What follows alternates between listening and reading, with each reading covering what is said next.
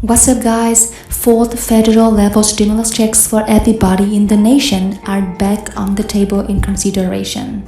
They are saying it's because of a recession, and we are hearing that we might even be in one right now.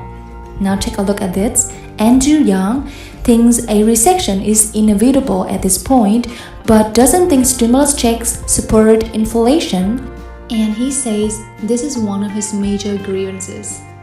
As you will recall, he is a huge proponent of stimulus checks and monthly reoccurring. And he says all the stimulus packages that went out, the 6 trillion of additional spending, that of that stimulus checks was a very small portion. And it was actually the biggest contributor to helping people throughout the pandemic and fighting poverty. He said we should not blame the checks. There was an assortment of other things in those packages that sparked this inflation, and we need actually more checks. A chart released today, stimulus led to big gains in US household incomes. They are saying the stimulus check significantly boosted the income, and households helped fight poverty and keep people afloat throughout the pandemic. With that being said, let's go ahead and dive right in. Let's start off with this article as to why you can expect a check, and then what Andrew Yang has to say about more checks and an inevitable recession that's coming our way. Alright, so first off, the article just came out saying during the heart of the pandemic, federal lawmakers provided 3 stimulus checks to people across the United States. But since March of 2021, no additional legislation has passed to put more money into people's bank accounts. Lawmakers have been focused on other priorities, and widespread support for another payment has been lacking. But one thing could change all of that though, and that is a recession. Now, why a recession could mean more stimulus money becomes available. If the US were to fall into a recession, this could result in lawmakers providing another stimulus payment. There is a simple reason why a recession could make another payment more likely. Stimulus checks have been used in the past to respond to this type of economic downturn and are an effective tool for doing so. So this pandemic was not the first time we've seen checks historically. They've been done. Every time they are saying they are the number one provider to have fight poverty. Now, will another recession occur? It says it is difficult to predict if a recession will happen or not. Some experts believe that one is likely to occur as a result of supply chain issues, high levels of inflation, the Federal Reserve raising interest rates, the ongoing war in Ukraine, and a host of other factors. But no one can say for certain when or if a recession will hit the US. Well, we're gonna be hearing from Andrew Yang right now, and he is saying he thinks we're in one right now. If we are not, it's inevitable. That is going to be coming here in about the next quarters.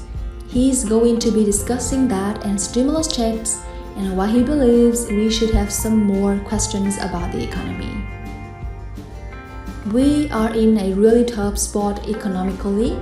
You can put me in the camp that thinks that a recession will happen sometime in the next quarters, certainly. And I hope that the recession is relatively mild. There are forces that are cutting in both directions. But the single biggest thing that's pressing on American consumers, inflation, is going from, frankly, industry to industry, and many companies are fighting that they actually raise prices and still do a robust business. In some cases, make more money so that they are going to be, in my mind, a lot of resources of persistence for inflation, which is going to lead to the Fed needing to raise interest rates. More and more, I sat down for interviews with both David Rubenstein and Ray Dalio recently, both of whom have highly relevant perspectives. And David Rubenstein talked about how in the 70s, Paul Volcker raised interest rates to a point where unemployment was in the double digits, and there was a lot of economic pain.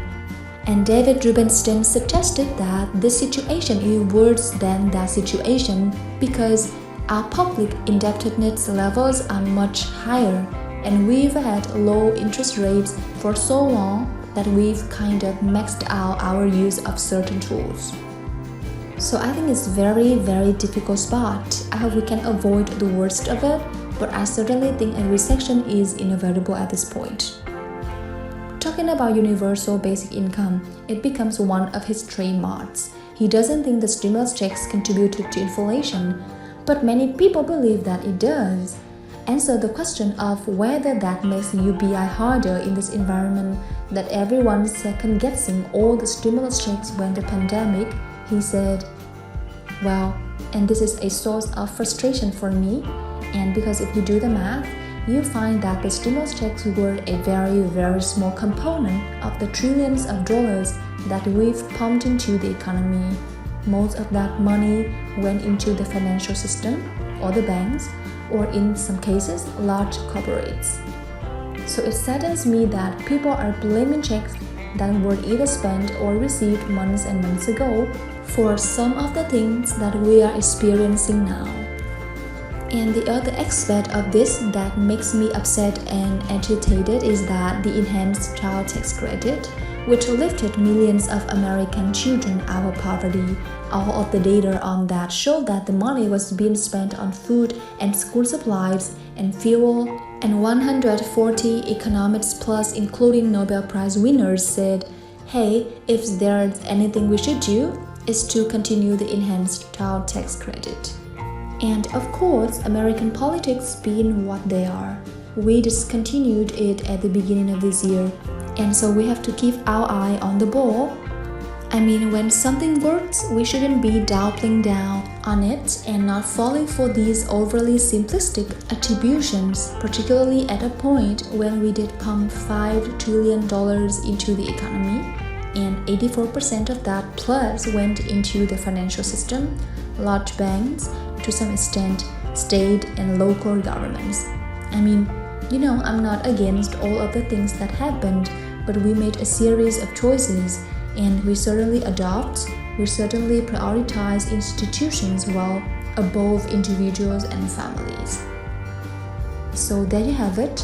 Let me know your thoughts in the comments down below. Do you agree with Andrew Yang? Or do you disagree? Do you feel like fourth federal level checks were promised?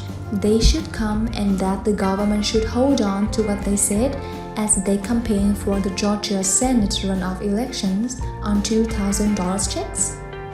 We had President Joe Biden say he was going to wipe out $10,000 of student loan debt. All of these promises were unfulfilled and they should come?